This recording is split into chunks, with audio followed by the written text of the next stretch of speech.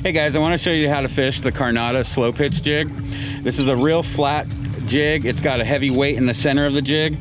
The whole premise of this style is the jig cuts sideways through the water column, and it's more pinpoint fishing than a knife jig. A knife jig, you're tearing your arms up, you're working it vertically through the water column as quick as you can. This style jig, you're looking for meter marks. If they're down 100 feet, you drop to 125, you work it up to 75 feet, and you drop it back down through the school. It's much more pinpoint. You'll notice on the way down, you lose all contact with the jig. That's because it caught an edge and it's moving sideways through the water column. You still lightly feather the spool with your thumb, it'll catch another edge and dart down. That's why we call it the Carnada. It really acts like a live bait, moving all over like a frantic bait through the water column. It's a very pinpoint style to fish. If you don't get bit immediately on the fall, you put the reel in gear, and this is a nice thing, you're not working it like a knife jig.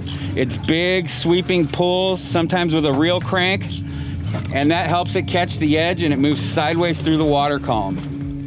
Usually they'll slam this jig and try to take the rod out of your hand.